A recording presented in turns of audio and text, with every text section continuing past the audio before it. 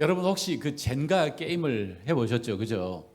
젠가는 이 나무 블럭을 이렇게 쌓아 올려가지고 그 다음에 하나씩 하나씩 빼는 게임이지 않습니까?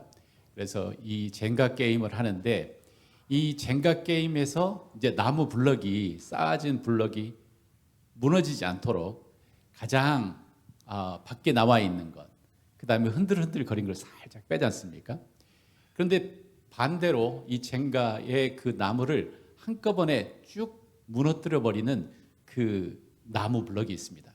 가장 밑에 있고 그리고 모든 것들을 다 지탱하고 있는 거, 얘를 빼버리면 싹 무너져 버리는 거죠. 어차피 우리는 이러한 것들을 어떤 핵심적인 블럭, 그래서 모든 것이 그 위에 쌓아 올려져 있는 그 핵심적인 것, 그 핵심적인 것을 우리 건축에서는 우리가 쐐기돌이라고 이야기합니다. 쐐기돌은 이 모든 건물이 거기에 딱 눌려져 있는 거죠. 그래서 그 쐐기돌에 이 건물의 모든 것들이 직접 간접적으로 연결되어서 얘를 빼버리면 와르르 무너지는 것입니다. 우리 기독교 안에도 이러한 쐐기돌 같은 것들이 있습니다. 여러분들 혹시 그 영화 보신 적이 있으십니까? 예수는 역사다. 혹시 보신 적이 있으신가요? The Case of Christ라고 하는 이 영화 기억나시죠? 아니, you remember? 예수는 역사다. 안 봤어요? 이 영화 우리 같이 봤었는데 이 영화는 어떤 영화냐면 이 주인공이 철저한 무신론자 그리고 탐사 저널리스트 기자였습니다. 이 사람이 리 스트로벨이라고 하는 이 사람인데 어느 날 이제 큰 상을 받고 이제 축하하기 위해서 딸과 아내와 함께 식당에 갑니다. 그리고 이제 그 식당에서 식사를 하면서 그 딸에게 너 말 잘 들었으니까 내 사탕 하나 줄게. 그리고 아빠가 사탕을 선물로 줬는데 그 5살짜리 딸이 그 사탕을 먹다가 목에 걸려버린 거예요. 그래가지고 얼굴이 점점 파래지면서 이제 아이가 죽어가는 거죠. 이제 그 위험한 상황에 이 아빠가 이제 의술에 대해서는 전혀 모르는 사람이라 아이를 눕혀놓고 인공호흡을 시키려고 하고 있는데 옆에 있는 어떤 간호사가 와가지고 이제 아이를 뒤로 놓고 이제 뒤를 때리면서 그 사탕을 토해내게 합니다. 그러니까 이 엄마한테는 그 간호사가 정말 천사 같은 사람이잖아요. 그래서 너무나 감사합니다. 그러니까 그 간호사가 하는 말이 주님께서 하셨습니다. 라고 이렇게 한마디 했습니다. 둘 다 엄청난 무신론자인데 이 여자의 귓속에 이 소리가 딱 박힌 거예요. 그래가지고 이제 그 다음부터 그 간호사를 따라서 이제 교회에 출석하기 시작합니다. 그리고 교회에 출석하는 그 소식을 바로 리 스트로벨이라고 하는 이 사람, 이 기자가 듣습니다. 내 아내가, 우리는 철저한 무신론자, 정말 하나님을 믿으면 이 사람의 뇌가 망가진다고 생각할 정도로 철저한 무신론자였는데 우리 가정에서 일어난 일이 있을 수가 없어. 그러면서 아내한테 막 이제 교회 가면 안 돼라고 이야기하지만 아내는 이제 이미 마음이 바뀌어 있는 상태였어요. 그래서 이 이야기를 이제 편집장한테 이야기합니다. 어떻게 해야 됩니까? 나는 무신론자인데 내 아내가 교회를 다니기 시작했습니다. 그러니까 편집장이 한마디 딱 합니다. 그러면 아내를 설득을 시켜. 어떻게 설득을 시키냐면 기독교가 허구임을 설득을 시키면 되잖아. 그러니까 좋은 생각인데? 기자잖아요. 기자는 파헤치는 사람이잖아요. 그러면 설득을 시켜야 되는데 기독교 어디를 건드려야 돼요? 그러니까 그 편집장이 하는 말이 있습니다. 딱 여기를 건들면 기독교는 다 무너져.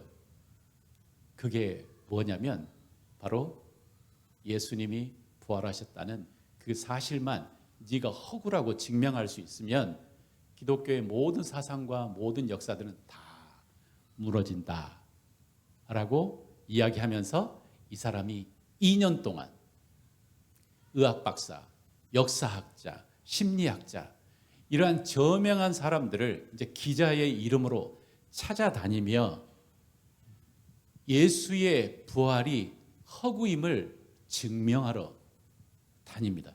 그것에 대한 정보와 자료를 수집하기 위해서 이 허구였음을 증명할 논리와 팩트를 찾아가는 영화가 바로 예수는 역사다라고 하는 이 이야기입니다. 그러니까 이 기독교의 쐐기돌은 다 어디 뭐냐면 바로 예수께서 부활하셨다는 거예요. 예수님께서 부활하셨다. 오늘 본문이 고린도전서 15장 말씀인데요. 제가 성경을 잘 알기 전에는 별로 그렇게 가치를 몰랐는데 성경을 알고 난 이후로 이 장은 진짜 중요한 장이에요. 예수님의 부활에 대한 우리가 가지고 있는 이 첫 번째 최초의 자료예요.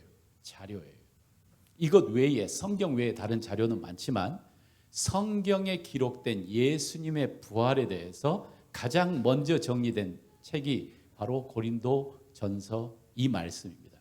이게 언제 써졌냐면 AD 53년 정도, 예수님께서 죽으신 때가 AD 30년경이라고 생각하면 25년 지난 이후에 이것을 사도 바울이 쓴 거예요. 이 사도 바울이 이제 고린도의 교회에다가 이걸 썼는데, 이걸 쓴 이유가 뭐냐면 고린도 교회 안에도 그 부활에 대한 부정과 부활을 믿지 못한다, 부활이라는 것은 없다라고 하는 사람들이 등장을 했었나 봐요. 그러면서 우리 12절, 우리 본문은 아니지만 12절을 한번 보도록 하겠습니다. 고린도전서 15장 12절. 자, 여러분 성경을 보시고 이렇게 써져 있습니다. 그리스도께서 죽은 자 가운데서 다시 살아나셨다 전파되었거늘 너희 중에서 어떤 사람들은 어찌하여 죽은 자 가운데서 부활이 없다 하느냐. 그러니까 그 교회 안에서도 뭐 다른 것은 다 듣기 좋아. 그렇지만 부활이라고 하는 것은 이건 허구야. 이것은 약간 미신적인 거야. 부활이라는 것은 없어 라고 하면서 이야기했던 사람들이 있었나 봐요. 그러니까 그 부활 없어도 나는 예수님 좋은 사람이니까 믿을 수 있어, 뭐 이렇게 생각을 한 거죠. 이것에 대해서 사도 바울이 뭐라고 반박하고 있냐면, 만일 죽은 자의 부활이 없다면 그리스도도 다시 살아나지 못하셨을 것이다. 그러니까 부활이라고 없으면 예수님도 안 살아나셨을 것이고, 14절 그리스도께서 만일 다시 살아나지 못했다면 우리가 전하는 것도 헛것이다. 너희 믿음도 헛것이고 또 우리가 하나님의 거짓 증인으로 발견되리니 우리가 하나님이 그리스도를 다시 살리셨다고 증언하였음이니라. 만일 죽은 자가 다시 살아나는 일이 없으면 하나님이 그리스도를 다시 살리지 아니하셨으리라 라고 하면서 이야기하기를, 바로 이 부활이라고 하는 이 정의, 팩트가 기독교의 모든 것을 다 얹어놓은 그 쐐기 돌인 거예요. 이걸 빼버리면 기독교는 무너져요. 그러니까 사람은 그렇지 않습니까? 말 잘하는 사람 엄청 많습니다. 그렇죠? 우리 마이크 타이슨이 그렇게 이야기했다고 하지 않습니까? 사람은 누구나 다 계획이 있어. 얻어 터지기 전에는 이렇게 이야기했다고 이야기하지 않습니까? 사람들은 다 계획이 있어요. 말 진짜 잘해요. 그리고 인류 역사상 수많은 사람들이 자기가 마치 메시아인 것처럼, 구원자인 것처럼 등장해서 여러 가지 방법으로 사람들을 인도하기도 했어요. 그런데 예수님이라고 하는 분은, 그분이 오셔서 어디 위에다가 자신의 논리를, 증명을 올려놓기 시작했냐면, 나는 와서 죽을 것이고 3일 후에 다시 살아날 거야 라고 하는 이 위에다가 자신의 말을 올려놓기 시작했어요. 나는 하나님의 아들이야. 요한복음에 보면 하나님과 나는 하나야 라고 하는 이 말에 이스라엘 사람들이 돌을 들어가지고 죽이려고 그랬거든요. 이 말의 의미는 뭐냐면 자신이 마치 하나님인 것처럼 이야기하는 것을 이스라엘 사람들은 바로 들은 거예요. 그러면서 이 내가 죽어야만 너희들을 의로운 곳으로 인도할 수 있고, 내가 죽어야만 성령 하나님께서 오시고, 내가 죽어야만 구원의 길이 열리는 거야. 그리고 내가 바로 그 사람인 것을 증명하는 것은 내가 다시 살아나는 거야 라고 이야기를 했다는 거예요. 사람이 말을 왜 못해요? 말로 다 할 수 있죠. 김주만 목사, 여러분 제 말을 믿으십시오. 여러분 주식 대박나게 할 수 있습니다. 여러분 여기다 돈을 집어넣으면 1000% 내가 확 한 달 후에 하겠습니다. 말은 못해요. 증명을 해야죠. 그렇지 않습니까? 그 증명이 뭐냐면 예수 그리스도, 기독교에는 바로 부활이었던 거예요. 부활. 그리고 이 부활의 증거로 인해서 기독교는 갑자기 성장하고, 부활로 인해서 기독교, 예수님이 하셨다는 모든 말씀이 증명이 되는 거예요. 진짜였구나. 진짜였구나. 우리는 여기 위에다가 우리의 믿음을 올려놓고 있는 거예요. 이 위에다가. 그래서 오늘 본문은 제가 신학교 때 저는 모태 신앙이었으니까 늘 알고 있었던 본문인데, 최근 들어와서 이 본문을 다시 한번 읽으면서 진짜 중요한 것을 제가 놓쳐버리고 있었다는 것을 깨닫고, 여러분들과 함께 바로 그 부활의 증거를 몇 가지를 정리를 해 보려고 합니다. 그래서 여러분 안에, 우리가 교회 다니는 것은 우리의 마음을 정화시키는 것도 중요하죠. 그런데 그것보다 더 중요한 이유가 있어요. 단순히 그것을 위해서 우리가 이곳에 있지 않죠. 그렇지 않습니까? 우리는 뭔가를 믿고 있어요. 아주 중요한 걸 믿고 있어요. 내 죄가 사했다. 그리고 우리는 이 세상이 끝이 아니다. 우리는 천국이 있다. 이런 것들을 우리는 믿고 있는 거예요. 근데 이게 진짜인지 가짜인지에 대한 그 증명이 뭐냐? 바로 부활인 거예요. 부활. 그래서 이 시간 우리 몇 가지를 함께 나눌 텐데, 여러분 마음에 제가 진짜 기도하는 것은 다시 한번 우리의 믿음은 사실에 근거하고 있구나 라고 하는 이 확신이 다시 여러분 마음속에 세워지기를 주님의 이름으로 간절히 축원합니다. 그래서 여러분들과 함께 세 가지 정도의 이야기를 같이 해보도록 하겠습니다. 첫 번째, 최근에 제가 깨닫고 어제도 설교를 준비하면서 제가 알았던 것은 바로 3절에 있습니다. 3절. 우리 고린도전서 15장 3절 말씀 우리 같이 한번 읽어보도록 하겠습니다. 자, 시작. 내가 받은 것을 먼저 너희에게 전하였노니 이는 성경대로 그리스도께서 우리 죄를 위하여 죽으시고, 4절까지 장사 지낸 바 되었다가 성경대로 사흘 만에 다시 살아나사 라고 이렇게 이야기하고 있습니다. 자, 이 구절에서 제가 놓쳤던 것은 뭐냐면 바로 3절의 시작 부분이에요. 뭐라고 이야기하냐면 내가 받은 것을 먼저 너희에게 전하였노니 라고 하면서 내가 받은 것, 그것이 바로 그 다음부터 이야기하는 거예요. 성경대로 그리스도께서 우리 죄를 위해서 죽으시고 장사지된 바 되었고 성경대로 다시 살아나셔서 라고 하는 이야기예요.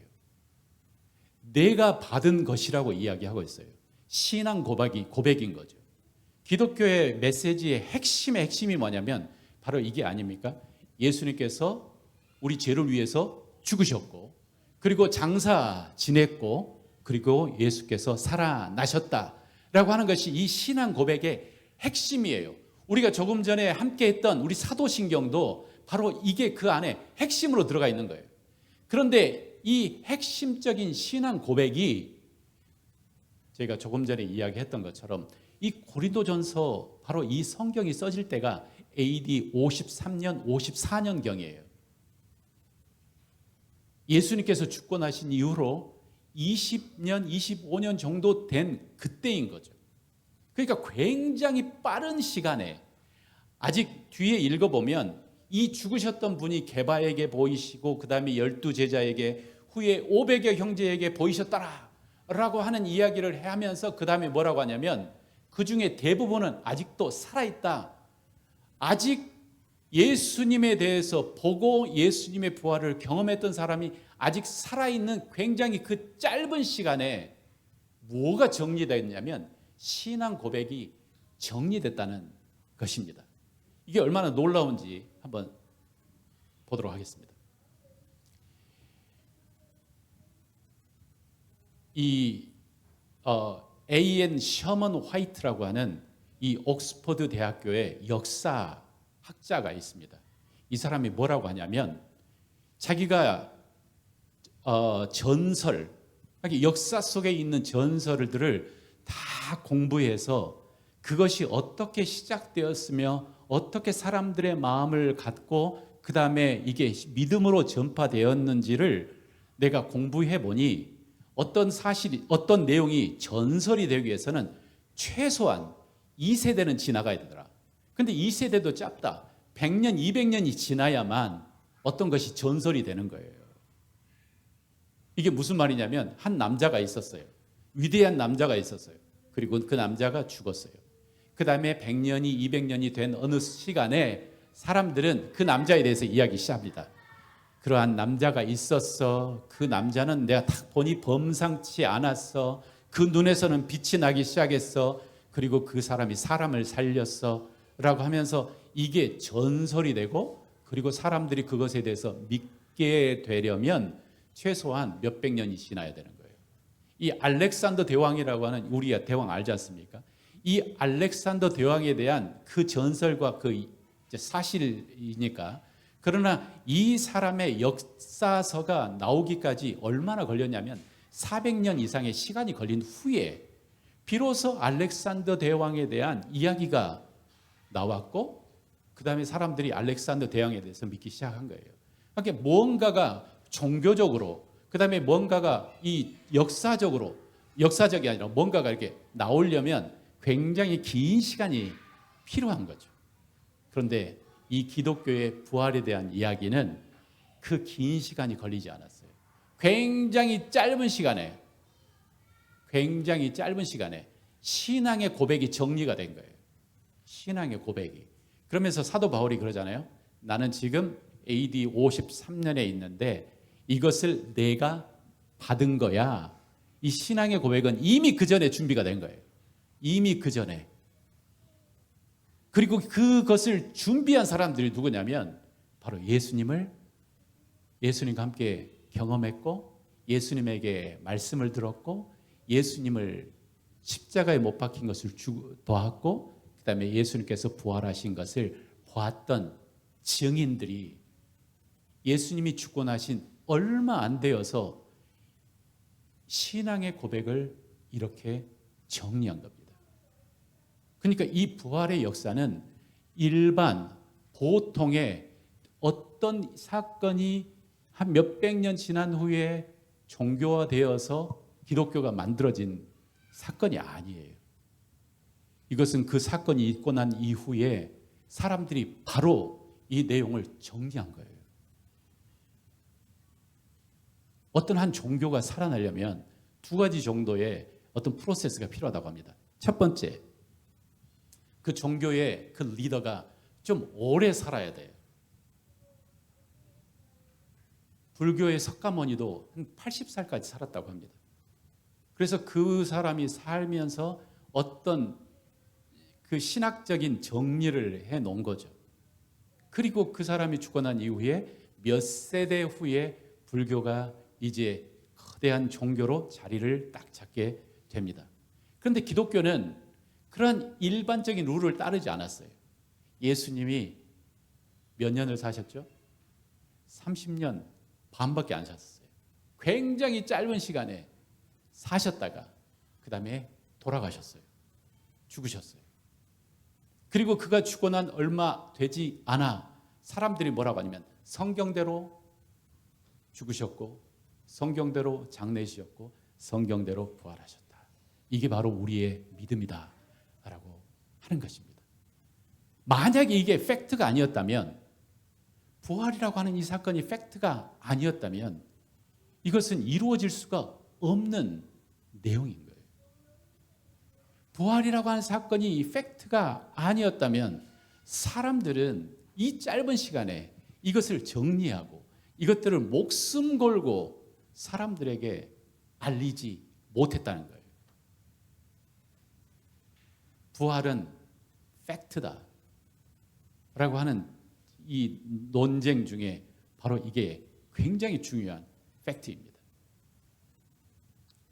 예수님께서 돌아가셨고 예수님께서 살아나셨다고 하는 그 외에 수많은 자료들이 아직도 존재합니다.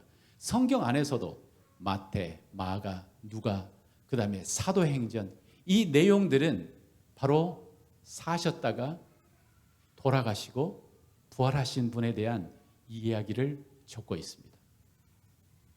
이 모든 내용이 언제 다 써졌냐면 AD 50년 거의 이전에 예수님께서 돌아가시고 난 그 30년 전에 다 이런 내용들이 기록이 됐다는 거예요. 한번 상상을 해보세요. 내가 그때 있었던 사람이에요. 내가 예루살렘에 살았던 사람이에요. 그리고 나는 뻔히 알아. 뭘 뻔히 아냐면 자기들끼리 모였다가 예수님 죽었어. 그리고 예수님 살아나지도 않았는데 이미 무덤 거기에 있는 다 밝혀졌고 그 시신 아직도 우리가 찾으면 다 알 수 있어. 그런데 사람들이 예수님께서 사셨다 라고 이야기하면 여기저기서 에이 웃기지 마, 내가 다 봤어, 이런 사람들 엄청 많지 않겠습니까? 그런데 그 한복판에 그 짧은 시간에 예수님께서 부활하셨다고 하는 그 메시지에 이 메시지가 엄청난 강력한 힘을 얻고 기독교가 시작했다고 하는 것은 다른 어떤 종교나 전설과는 너무나 다른 길을 걸어가는 것이 예수님의 부활 사건이에요. 예수님의 부활 사건이에요.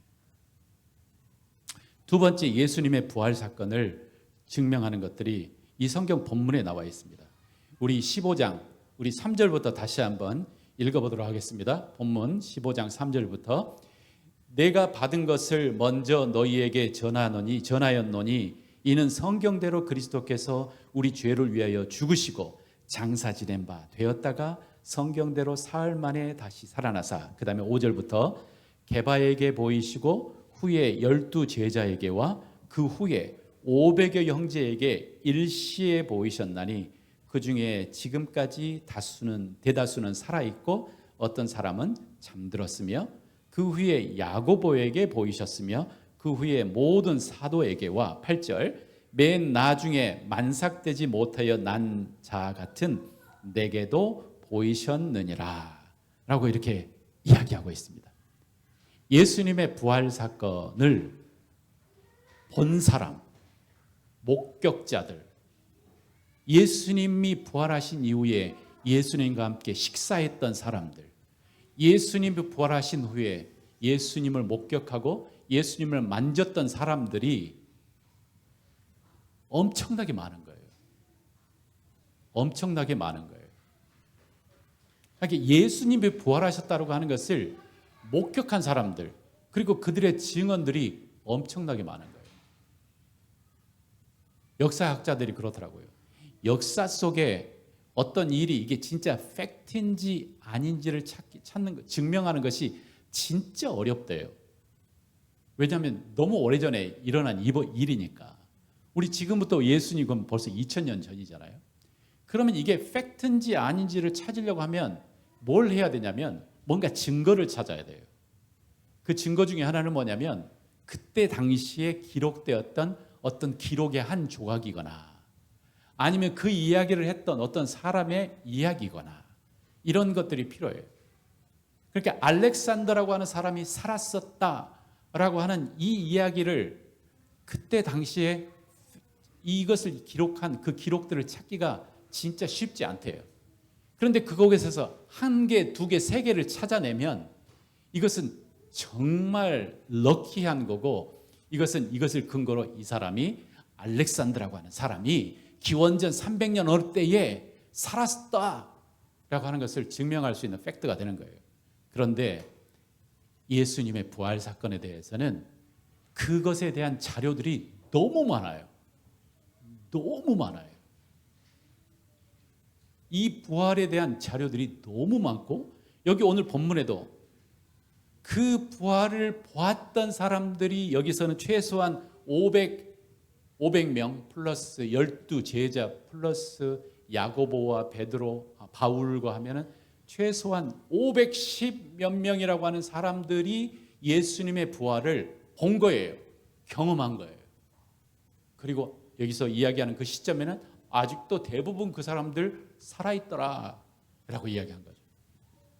이것에 대해서 회의론자들이 반박하기를 뭐라고 이야기하냐면, 아니야, 그것은 예수님이 실제로 살아나신 것이 아니고 그 사람들이 예수님을 너무너무 사랑하기 때문에 막 상상을 하다가 예수님 살아있는 것 같은데? 그런 느낌을 받은 거 아닐까? 이게 환각일 거야 라고 이야기하는 사람의 주장들도 있습니다. 그런데 심리학자들이 이야기하기를 환각이라고 하는 것은 한 사람이 자기 뇌 속에서 만들어내는 그림이지, 이것을 많은 사람이 공유하는 것은 이거 불가능한 거래요. 예를 들어 꿈속에서 내가 뭘 봤어요. 꿈속에서 제가 여행을 했어요. 어디로 여행했냐면 정말 바닷가가 있는, 정말 그곳에서 코코넛 나무가 딱 있고 해먹이 걸려 있고 그곳에서 탁 누워 있고 정말 편하게 있는 그 꿈을 꾸었어요. 그래서 이 꿈이 너무 나를 행복하게 해. 마치 내가 하와이 그곳을 갔다 온 것처럼. 그러면서 제가 제 아내한테 여보 내가 꿈속에서 이렇게 멋진 꿈을 꾸었어. 우리 같이 지금부터 같이 잠자자. 그리고 그 꿈속에 그곳으로 같이 가자. 이게 가능한 말인가요? 이건 불가능한 거예요. 만약에 이게 가능하다면 우리가 굳이 엄청난 돈을 써서 여행할 필요가 없는 거죠. 환각이라고 하는 것은 불가능한 거예요. 그런데 500명 이상의 사람들이 예수님의 부활을 보았다고 증언하고 있어요. 그것도 일시에 봤다고 증언하고 있어요. 그러면서 뭐라고 하냐면 바로 이 부활 사건은 사실이다. 진짜로 일어난 팩트다 라고 이야기를 하고 있다는 것입니다. 또 마지막으로 여러분들과 함께 진짜 나누고 싶은 또 이 부활에 대한 이야기는 그 다음에 나옵니다. 7절에 보면 그 후에 야고보에게 보이셨고 그 후에 모든 사도에게와 8절 맨 나중에 만삭되지 못하여 난 자 같은 내게도 보이셨느니라 라고 이야기하죠. 8절부터 먼저 이야기하면 이 사람이 누군가요? 맨 나중에 만삭되지 못하여 난 자 같은 나가 누군가요? 바울 본인이죠. 본인. 이 본인은 예수님을 사랑하는 사람이 아니었어요. 그러니까 예수님 너무 만나고 싶어 이런 사람이 아니에요. 이 사람은 다소 사람이고 이 사람은 율법학자의 정말 최고의 엘리트 코스를 밟았던 사람이고 철저하게 뭘 생각했냐면 기독교라고 하는 이 이단 장체가 보통 이단이 아니야. 우리 유태교를 다 흔들어버리는, 근간을 흔드는 아주 위험한 종교야. 그래서 이 기독교를 박살내기 위해서 제사장들에게 권위를 갖고 그 권위로 교회를 찾아다니며 리더들을 찾아내고 그 리더들을 벌 주기도 하고 감옥 보내기도 하고 아니면 직결 처분하기도 하고 했던 그 사람이 바로 바울이었어요. 그런데 그 사람이 갑자기 180도 도는 것처럼 이 사람이 확 변해버렸어요. 갑자기. 그 이유는 뭔가요? 다메섹으로 가다가 다마스커스, 지금 시리아죠? 레바논인가? 그곳으로 가다가 누구를 만났냐면 바로 부활하신 예수님을 만난 거예요. 부활하신 예수님을 만난 거예요. 그러면서 그 사람이 순식간에 자기가 했던 모든 그 열정과 이거 안에 내가 뭔가 잘못 알고 있었구나 라고 하면서 자신의 견해를 확 바꿔요. 이것도 기적이에요. 또 하나 기적은 바로 그 7절에 있습니다. 저는 늘 여기서 의심이 그냥 지나갔어요. 이게 무슨 뜻이가 별로 생각하지도 않고. 근데 7절이 뭐냐면 그 후에 야고보에게 보이셨으며 라고 이야기했습니다. 야고보라고 하는 사람이 누군지 아십니까? 야고보는 예수님의 동생이에요. 그러니까 친동생이에요. 그러니까 예수님, 마리아와 요셉 사이에 첫 번째 성령을 통해서 잉태된 예수님과 그 후에 마리아와 요셉 사이에 동생들이 태어났어요. 그리고 그 중에 가장 맏이 아마 야고보였을 것입니다. 상상을 해보십시오. 저희 집에도 형제가 5명입니다. 딸 하나에 아들 4명이에요. 그런데 그 아들 중에 우리 최고의 큰 형님이 딱 처음부터 좀 뭔가 이렇게 달랐어. 성품도 너무 좋아. 그리고 능력도 좋아. 그 다음에 신앙생활도 잘해. 그리고 가끔 기도하면 정말 무슨 일이 일어나. 그리고 형이 성실해서 목수로서 열심히 우리 집안을 잘 챙기고 우리 동생들을 잘 챙겨줬어. 그런데 어느 날 나이가 딱 30이 되는 어느 날 갑자기 깊은 금식을 하더니 집을 떠나가 버렸어. 그러면서 사람들에게 이야기하기를 천국을 가르치며 자신이 메시아래. 자신이 메시아래. 우리 형님이 지금도 어제도 봤는데 자신이 메시아래. 어떨 것 같아요? 여러분 믿으시겠어요? 믿으시겠어요? 성경에는 뭐라고 써졌냐면 예수님의 동생들이 예수님이 죽기 전까지 아무도 예수님을 안 믿었어요. 아무도 안 믿었어요. 근데 저는 이게 너무 이해가 돼요. 같이 살았잖아요. 밥 먹고 같이 살았잖아요. 근데 그 사람이 사람이 아니라니, 그 사람이 하나님이라니, 이걸 어떻게 믿어요? 그렇지 않습니까? 그러니까 제가 이야기했잖아요. 전설이 되려면 최소한 100년, 200년의 시간이 있어야 된다고요. 100년, 200년 후에 이 사람을 딱 보면서 야, 우리 유한길이라고 하는 사람이 있었는데 제가 범상치 않은 사람이 있었고 이 사람에 대한 이야기가 한 200년 지난 후에 비로소 그 사람은 그런 사람이었더라. 이렇게 되면 최소한 시간이 걸려야 되는데 바로 내가 함께 먹고 살았던 우리 형님의 이야기인 거죠. 못 믿었다는 거예요. 그러면서 요한복음에 뭐라고 이야기하냐면 그는 그 형제들까지도 예수를 믿지 아니하였더라.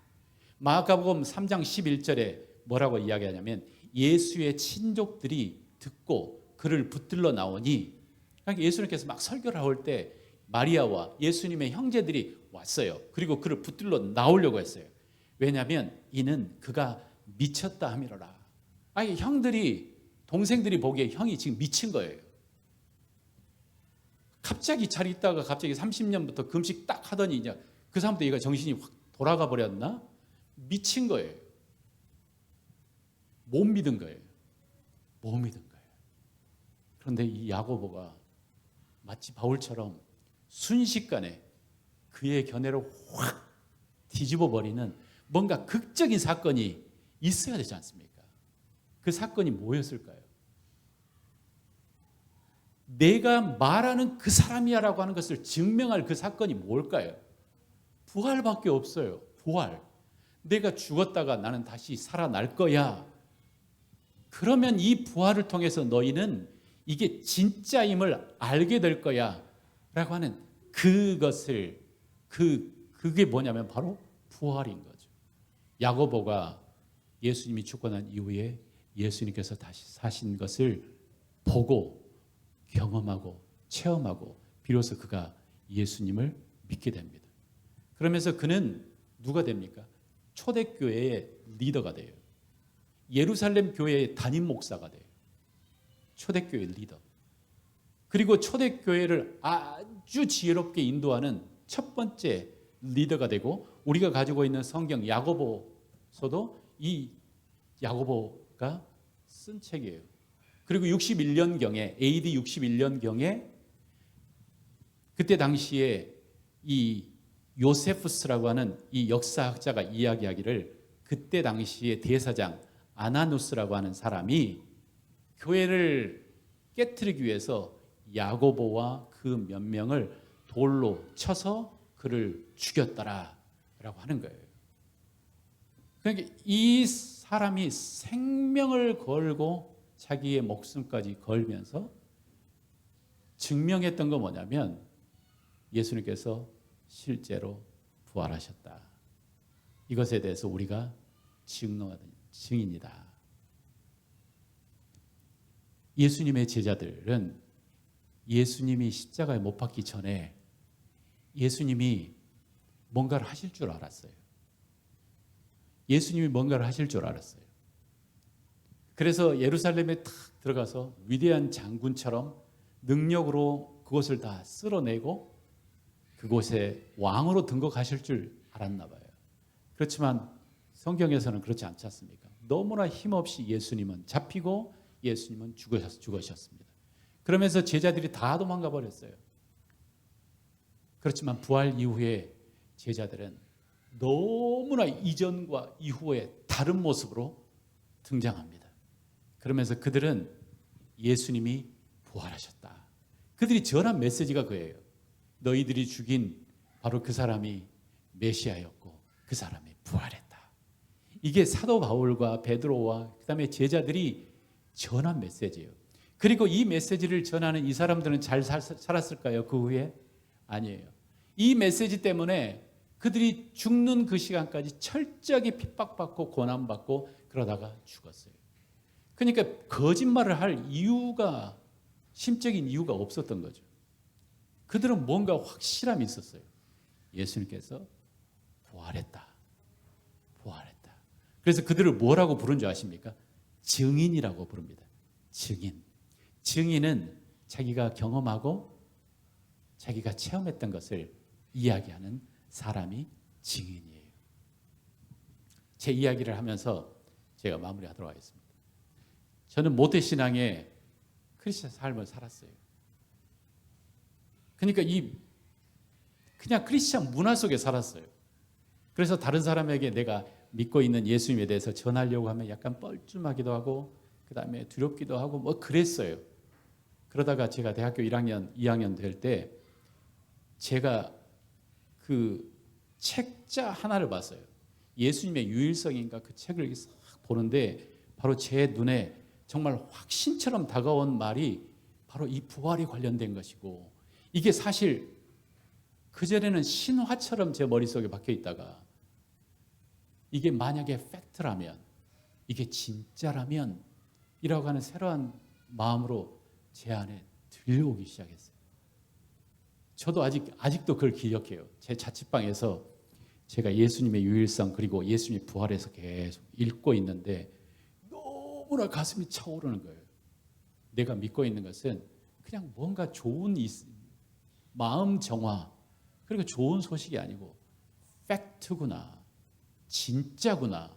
이게 진짜면 그분이 하신 말씀, 그분이 하신 약속 이것은 진짜구나 라고 하는 생각이 너무 내 가슴 속에 싹 들어있는 거예요. 그래서 가만히 있을 수가 없더라고요. 제가 뭘 했는 줄 아세요? 성경을 딱 들고 성경 안에다가 그때 제가 사용했던 사형리라고 하는 작은 소책자 딱 들고 버스를 탔습니다. 그리고 버스에서 소리쳤습니다. 한가운데서 여러분 예수님께서 이런 분이십니다. 예수님께서 죽으셨다가 살아나셨습니다. 여러분 내가 하는 말이 잘 안 믿겨도 여러분 이것은 사실입니다. 그래서 버스 안에서 제가 전도를 했어요. 그때 딱 2번 해봤어요.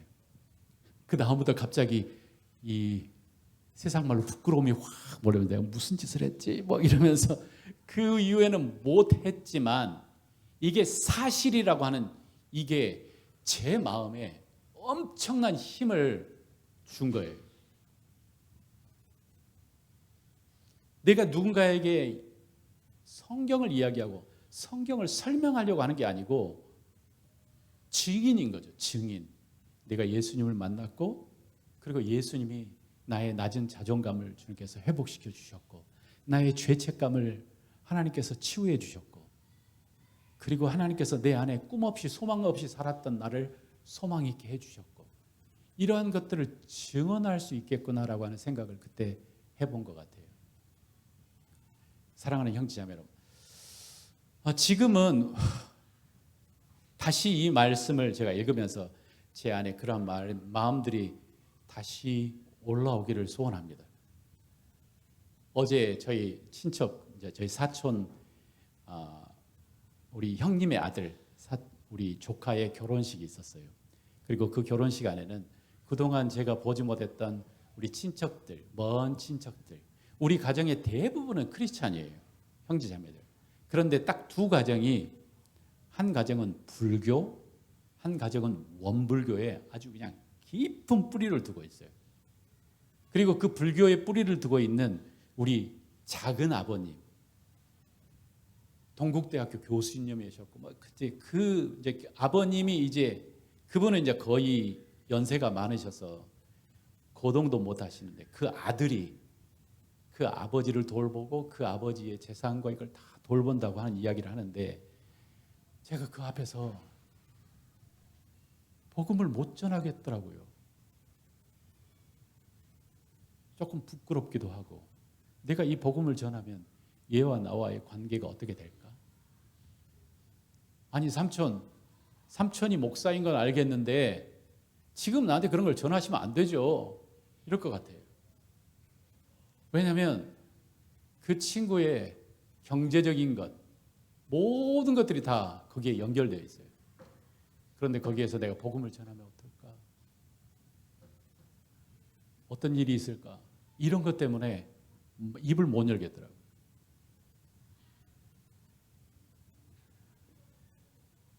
그러면서 제 안에 하나님 앞에 조용하게 회개된 게 있어요.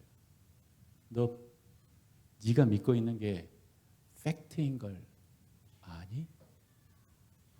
이게 이 세상뿐만 아니라 진짜 이것이 너의 다음 생에도 영향을 끼치는 그런 진리인 것을 진짜로 믿고 있니?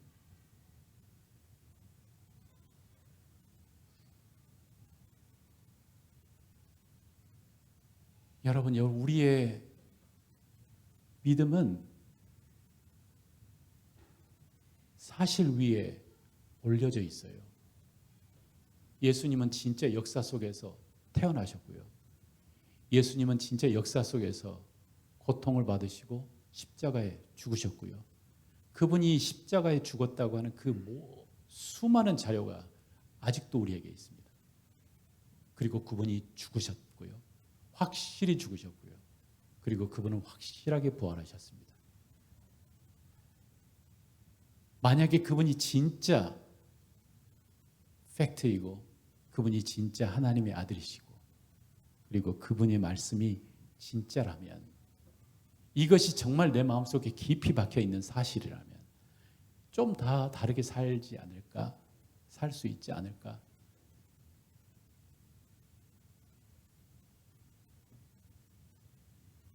다시 한번 우리의 신앙이 어디에 기초를 두고 있는지 우리 다시 한번 기억했으면 좋겠습니다. 우리의 신앙은 바로 부활이라고 하는 그 쐐기돌 위에 놓여져 있습니다. 예수님께서는 부활하셨습니다. 우리 기도하겠습니다.